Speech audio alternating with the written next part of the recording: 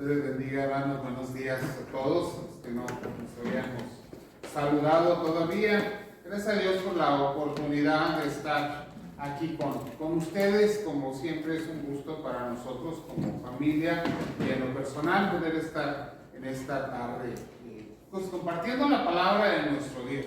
Acabamos de leer una porción de la Escritura y en el primer libro de los Reyes, y en este capítulo 13, que no lo leímos todo, pero si tiene su Biblia, téngala abierta, por favor, en este pasaje, y le invito a que, no ahorita, porque no me va a poner atención, pero después lea el resto de los versículos del capítulo, porque es muy interesante lo que le pasa a este profeta, que en esta ocasión no tenemos nuevamente el nombre. Sin embargo, hay un apelativo por el cual se conoce o se reconoce en este pasaje, que es el de llamarlo un varón de Dios.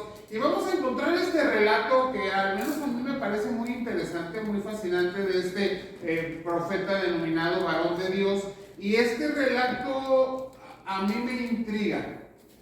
Y va a ver usted por qué. Así a grosso modo vemos un hombre obediente, íntegro delante de Dios, pero que es engañado, y eso se ve en la siguiente parte del capítulo 13, y que al final sufre las consecuencias de la desobediencia en la que cae por dejarse engañar. Y esto tomarse en cuenta para nosotros en este tiempo y como iglesia, yo creo que tiene muy valiosas lecciones en referencia a mantenernos en pureza. Yo creo que todos conocemos el Salmo número 1, ¿verdad? Y nos lo sabemos incluso de memoria. Bienaventurado el varón que no anduvo en consejo de malos, ni estuvo en camino de pecadores, ni en silla de escarnecedores se ha sentado, sino que la ley de Jehová es su delicia, y su ley medita de día y de noche. Un llamado a mantenernos en esa pureza delante de Dios. Ahora, esto no solo es personal. Yo creo que el pensar en la pureza de la iglesia, no hablo de una iglesia local específicamente, sino de la iglesia de Cristo, es algo preocupante en nuestra época. Porque fácilmente dejamos que influencias externas, ajenas del mundo, sí, y hay mucha gente que ya no le gusta que usemos esta expresión los pastores, ¿verdad? Que hablamos del mundo, pero la Biblia habla del mundo, y nos habla del mundo como contrario a Dios, contrario a la voluntad de Dios, enemigo de Dios, y así es el mundo. Y cuando dejamos que el mundo entre a la iglesia y tome control, tome pues alguna influencia sobre la forma en que adoramos, la forma en que convivimos, la forma en que nos comportamos, es preocupante, porque esto también tiene que ver con el mantener la pureza del creyente y de la iglesia de Cristo. Y entonces el pasaje nos va a dar esta narrativa que se quede con él, pues no con el nombre, pero al menos con el apelativo de este varón de Dios. Nos da esta referencia, esta historia, y nos habla de su interacción con el rey Jeroboam. Y la misión que tiene este profeta es muy directa. Tiene que ir a Betel, tiene que confrontar al rey Jeroboam por las malas acciones que ha cometido, que vamos a ver un poquito de esto más adelante, y que se dice, bueno, Betel es un lugar idolátrico, y el rey ha estado haciendo lo que no es correcto delante de Dios, llevando precisamente ahora al nuevo reino de Israel. Y quizás tengamos que recordar un poquito la historia. Jeroboam se destacó como un gran hombre al servicio de Salomón, pero cuando Roboam, hijo de Salomón, llega al trono, el reino se parte en dos, y el reino del norte, Israel, el reino del sur, Judá y Benjamín. En el reino del norte, Jeroboam, que antes fue, pues podríamos decir, un guerrero o general de las tropas del ejército de Salomón, ahora es el nuevo rey de Israel, de todo el reino del norte, y son 10 tribus, tiene bastante territorio, pero empieza a cometer errores, y es mandado este profeta, varón de Dios, delante del rey para hacerle saber que lo que ha hecho no es correcto, que lo que ha hecho Dios no está de de acuerdo y que se considera una desobediencia y que se considera una idolatría. Fíjese que hace mucho que yo no escucho estos términos de idolatría dentro de la iglesia. Y es que consideramos que es idólatra aquel que adora lo que no es Dios. Esa es una definición, ¿verdad?, que tenemos. Pero yo le quiero decir una cosa de idolatría dentro de la iglesia cristiana. Porque muchas veces le damos el lugar que a Dios le corresponde a lo que no es Dios. No lo adoramos, podríamos decir, es que no lo estoy adorando. No, pero le estás dando el lugar que no le pertenece. El lugar que le toca a Dios, el lugar que le corresponde a Dios en tu vida, si lo ocupa a algo más o a alguien más que no es Dios, eso, hermanos, es idolatría. Y dentro de la iglesia cristiana, no me interesa la denominación, claro que vemos que hay idolatría. Y entonces, dentro de toda esta narrativa, vamos a ver que este profeta enviado por Dios va a ir y condenar lo que ha hecho Jeroboam y le va a hablar del castigo que viene sobre de él si no sucede un cambio, una transformación, y lo define específicamente con algunas situaciones que van a pasar.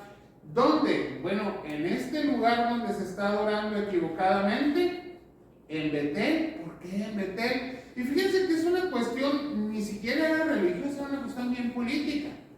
Pero Jeroboam dijo, pues ¿cómo se va a ir la gente a adorar? Porque estaba determinado que al menos una vez al año hicieran todo el recorrido todos los israelitas hasta Jerusalén para adorar en el templo de Jerusalén. Dijo, ¿por qué? Pues vamos a construirles un lugar donde adoren aquí en el reino del norte y vamos a ponerlo en Betel. Nada más que la adoración era equivocada totalmente. Y por evitar que el pueblo cumpliera lo que anticipadamente Dios le había mandado, hace toda esta situación que va desatando esta contaminación de la pureza espiritual. Eso va a ser un término muy importante, de la pureza espiritual que debe haber en el creyente. Y nos lleva o nos conduce esta falta de pureza espiritual a corrupción. Y hay corrupción en la vida de la iglesia, sí, hay corrupción en la vida del creyente, como la hubo en el tiempo del Antiguo Testamento en el pueblo llamado pueblo de Dios. Entonces la narrativa nos va a mostrar cómo este varón de Dios cumple muy fielmente con lo que se le pidió. Se presenta delante del rey, le hace ver lo que va a pasar con este altar que estaba siendo usado para una adoración equivocada y va a enfrentar muchas situaciones. Al final de lo que leímos se nos dice, se le había dicho, no comas ahí en Betel, aunque no se menciona la ciudad, pero pues ahí estaba él profetizando, no bebas tampoco ahí en Betel, regrésate por otro lugar, ni siquiera te regreses por donde llegaste. ¿Y qué es lo que le dice el rey? Vamos a mi casa. Ahí hay mucho que comer y hasta te puedo dar un regalito. Eso, así se lo dice. Y fíjense todo lo que tiene que enfrentar. Y esto es así una alerta roja encendida de la corrupción que muchas veces hay. ¿Por qué? Porque ciertamente estamos propensos a que alguien nos quiera aún comprar en nuestras convicciones de fe para callar su propia conciencia y para que nosotros no estemos diciendo que estás equivocado. Hay algo que no está bien en tu vida delante de Dios. Porque no somos nosotros los que juzgamos. Esto nos tiene que quedar muy claro. No somos llamados los creyentes a emitir juicio. Pero la misma palabra nos dice que es la palabra la que emite ese juicio. Y sí somos llamados a llevar el mensaje que la palabra nos ha determinado. Recordemos que esa es la definición de ser un profeta. Recibir la palabra de Dios y comunicarla con fidelidad, como Dios lo ha dicho, y sin miramientos. Tenemos que decir la palabra tal cual es. Y entonces vamos a adentrarnos en esta narrativa, en esta historia, y vamos a ver cómo los caminos de la rectitud se van desvaneciendo fácilmente cuando comprometemos nuestra pureza espiritual. Y trágicamente vemos cómo el profeta al caer en la trampa, esto está fuera del pasaje que leímos a partir del verso 11, al caer equivocadamente en el engaño, viene consecuencia trágica para su vida. Narrativas como esta nos dejan muchas enseñanzas, pero vamos a ser medidos, que no tenemos ya mucho tiempo. 3 enseñanzas quiero dejarles. La primera de ellas, hermanos, es que en esa labor profética que tenemos en la vida de la iglesia, tenemos que tener primeramente una seguridad. Dios respalda a su siervo obediente. Gracias a esto, Dios siempre respalda a su siervo que es obediente. Caray, cuando Dios no me está respaldando, bueno, revise si está siendo obediente a la palabra de Dios, porque Dios no respalda al desobediente. Dios respalda al obediente. Los primeros 6 versículos, no los voy a volver a leer, nos hablan de esto. Lo que sí nos muestran estos versículos es cómo Dios interviene de una manera maravillosa. Es de wow. Oye, yo quiero que Dios intervenga así por mí. Pero esto implica que yo esté caminando en obediencia y en pureza espiritual delante de Él. Dios le dice a este varón de Dios: ve delante del rey Jeroboam y dile que el altar va a ser destruido, que él está siendo juzgado, que lo que está haciendo está equivocado. Y nuevamente los profetas tenían que enfrentarse a la monarquía. Y además no era una persona de linaje real. Fíjese que hay un cambio bien interesante, porque cuando los hijos de los reyes llegaban al trono, a veces tenían mal carácter, pero la mayoría de las veces eran personas mucho más tranquilas, porque habían sido criadas en un ambiente pues muy relajado, que eran los hijos del rey. Pero este no era hijo de rey, este era guerrero, este era hombre de armas. Y entonces no debe haber sido un hombre muy tranquilo y que le vayan y le digan: estás mal y lo que estás haciendo no es correcto y Dios te está juzgando. Vemos inmediatamente la reacción que hace el rey. Dice la palabra: extiende su mano y digan: deténganlo, préndanlo. Y la mano se le seca y ya no la puede mover. ¿Quién hace esto? No es el poder del profeta, no es el poder de este varón de Dios, es Dios respaldando a su siervo obediente a su palabra. No va a permitir que dañen a su siervo. No es porque el siervo se siente extraordinario o más, ni mucho menos que ande provocando a nadie, ¿verdad? Diga: es que me las puedo porque entonces está de mi lado. No es así. Pero Dios respalda. Dios respalda la obediencia, Dios respalda la pureza. Y vemos al poderoso Dios interviniendo. Jeroboam va contra el profeta y Dios lo detiene. Gracias a Dios que Jeroboam reflexiona. Dice: caray, ¿qué me pasó? Mi mano está seca y ya no la puedo mover. Y inmediatamente cambié de actitud. Sabía quién era Dios. Dice: por favor, varón de Dios, ora por mí, pide por mí, intercede por mí para que mi mano pues se restaure, ¿verdad? Y vamos a quedar otra vez como amiguitos. Y viene nuevamente a ver el profeta, que no se ha sentido aludido ni está enojado, y dice: sí, claro que sí. Oró por él y la mano se restaura. Dios respalda a su siervo obediente. No es que este profeta varón de Dios tenga poderes milagrosos, no es así. Es el poder de Dios manifiesto para respaldar, para autentificar el mensaje que está dando es mío, es una persona íntegra y obediente delante de mí, yo lo estoy defendiendo, pero también escucho la petición de mi siervo. Y entonces vemos esta respuesta de Dios a la oración del profeta y cómo el mismo rey Jeroboam reconoce que está equivocado. Pareciera que cambia todavía de actitud, le va a decir: bueno, vamos a mi casa, te invito a comer, tengo un regalito por ahí guardado. Y esta frase de que te tengo un regalo me llama mucho la atención, ¿verdad? Porque vuelvo a decir, puede ser una tentación. Pero dentro del sentido de la pureza espiritual, una de las situaciones fundamentales está la obediencia. No podemos mantenernos en pureza si no somos obedientes. No se trata de tener solamente una idea de espiritualidad que tiene que ver con un alejamiento de las cosas del mundo, sino que tenemos que buscar vivir en obediencia. Y la palabra nos lo indica: el que sabe hacer lo bueno y no lo hace, le es pecado. Tenemos que ser muy conscientes de ello. Seguimos en la narrativa a partir del verso 7 y vemos nuestra segunda lección. Hay que mantenernos separados de la corrupción, porque así como tenemos que buscar la pureza espiritual, hay también corrupción espiritual y se puede manifestar muy fácilmente. Aquí sí llegamos a esta parte donde el rey le dice al varón de Dios: ven conmigo a casa, comerás y yo te daré un presente.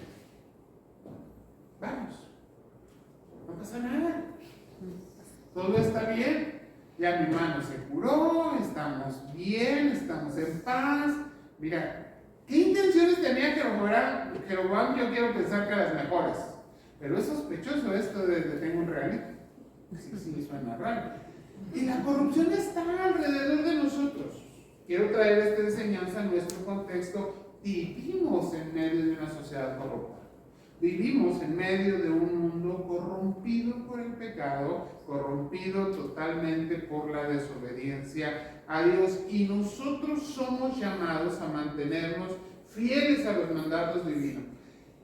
Y en este caso el mandato era muy específico: no comas, no bebas y no te regreses por donde venías. Bien fácil, no tres cosas. Vas a ir a Betel, vas a proclamar la palabra que yo te he dado, pero estás ahí, no comas, no bebas y no te regreses por donde llegaste. Dios, yo creo, le estaba dando esta orden que nos parece ilógica, que tiene que ver con que vaya a comer, hombre, el pobre hombre, hasta hambre le de verdad, ¿no? Pero Dios conoce la corrupción a la que nos estamos enfrentando. Y sabes que la enseñanza que su palabra nos deja, nos da las herramientas para enfrentar la corrupción, pero nosotros siempre decimos, cuando empezamos a ser víctimas de esta corrupción espiritual, no pasa nada. Es poquito, es nada más una pequeña desviación, es apenas tantito, no le estoy haciendo daño a nadie.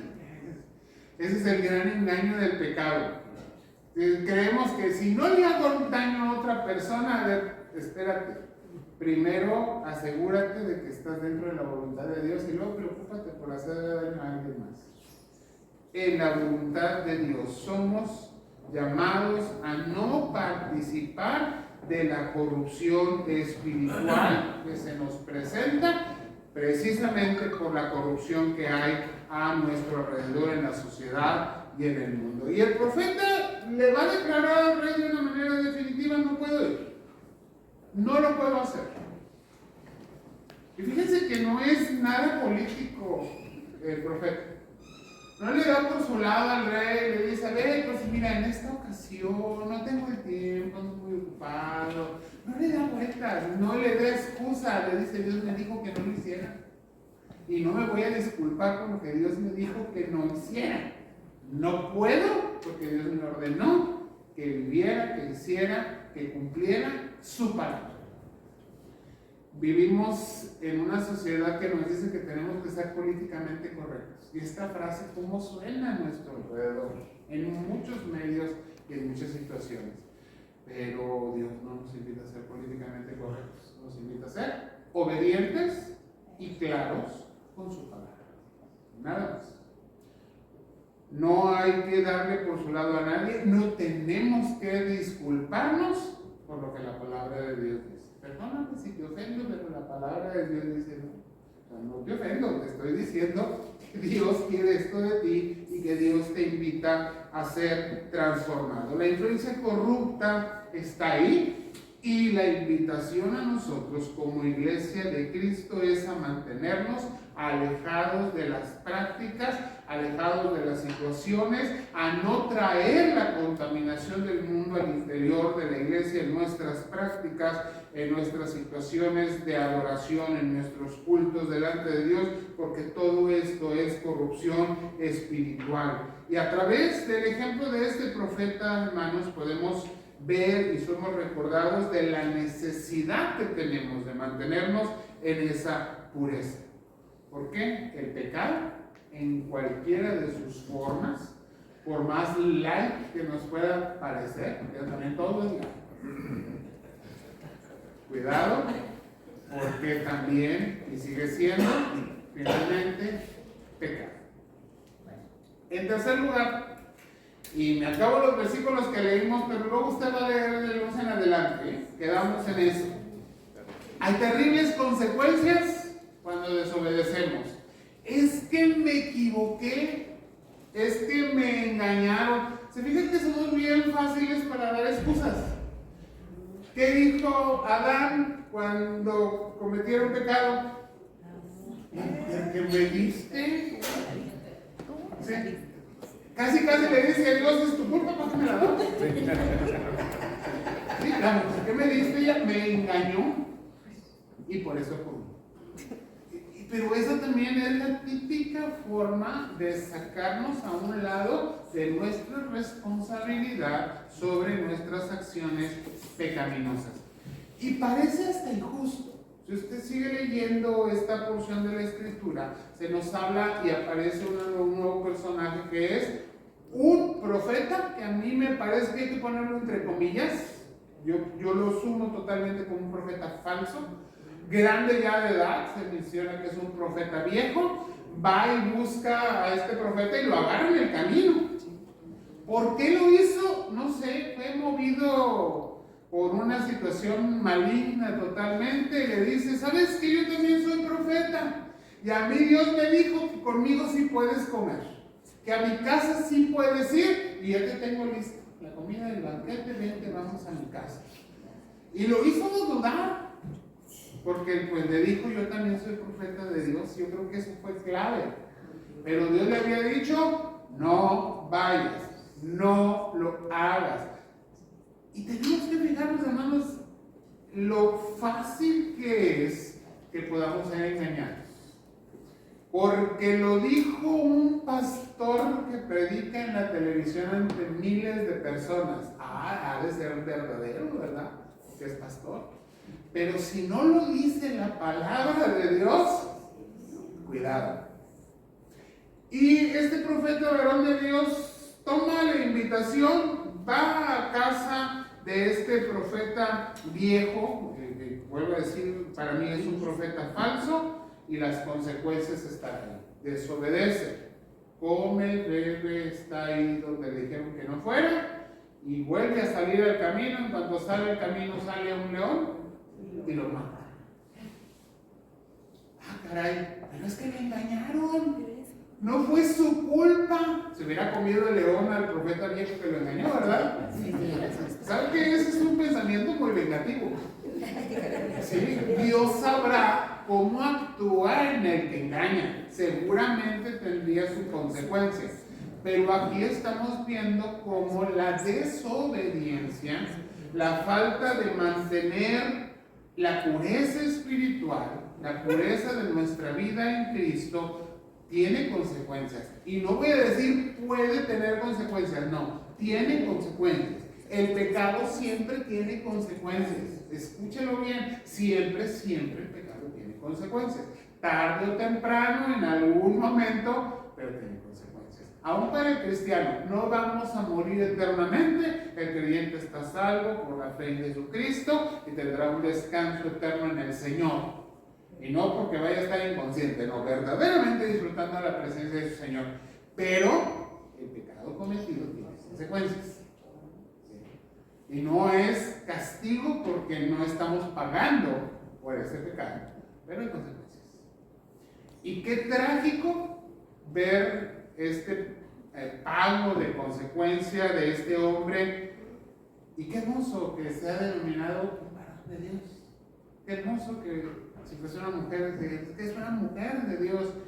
Todos estamos propensos a cometer errores y ese error tendrá consecuencias. Y entonces, esta tercera lección es relevante para nosotros como iglesia y nos va nuevamente a insistir en conservarnos en una pureza, en una obediencia a Dios y a su palabra, porque vivimos en medio de un mundo lleno de tentaciones, lleno de distracciones y lleno de engaños.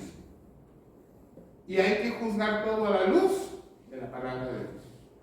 Tenemos que volver nuevamente a revisar lo que Dios tiene, lo que Dios quiere, lo que Dios nos ha ordenado y someter nuestra vida y nuestra fe a ello y luchar cada día en oración, pidiéndole al Señor, clamando al Señor, poder evitar que toda esta influencia negativa venga a nuestras vidas y nos engañe.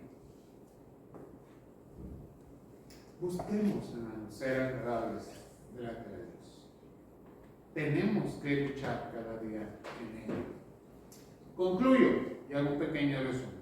El relato nos muestra un Dios que es poderoso. Y qué hermoso que el Dios todopoderoso sea quien respalde nuestra vida. Pero no es nuestro quehacer callejero que Dios siempre nos cuida. Dios respalda nuestro quehacer en el Evangelio. Cuando usted lleva la palabra, cuando usted la comparte, cuando está orando por alguien, cuando está haciendo la labor como creyente y en la fe de llevar la palabra de Dios, que es la labor profética de la iglesia, Dios te respalda y sabe que Dios te respalda y vive y disfruta que Dios te respalda. Claro, Dios respalda a su siervo, a su sierva, obediente. No nos olvidemos de esto. Dios respalda a aquellos que le sirven con fidelidad. En segundo lugar, aprendimos que tenemos una necesidad de mantenernos separados de la corrupción. El profeta rechaza las ofertas, los beneficios negativos y engañosos del rey.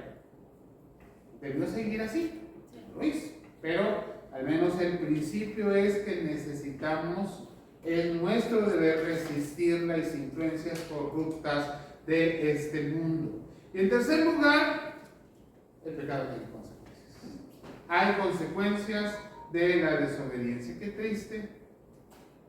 triste ver a dónde llegó este varón de Dios. A sufrir, a padecer. No ha de haber sido nada lindo ni agradable que un león lo haya destrozado, pero fue la consecuencia de su desobediencia. Tenemos que mantenernos en esa pureza espiritual y buscarlo cada día. ¿Por qué? Porque la desobediencia y el pecado son peligrosos.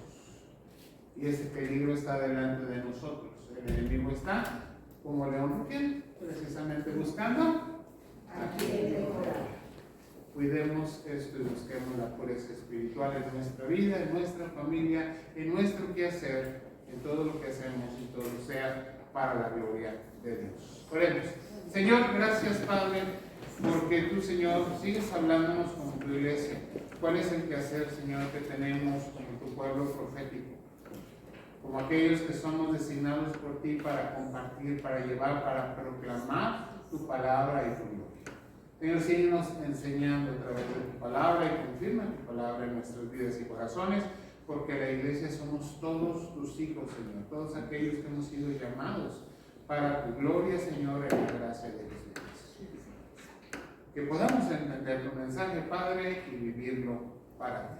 Te agradecemos todo, Señor, y buscamos la guía de tu Espíritu en el nombre de Cristo Jesús. Amén.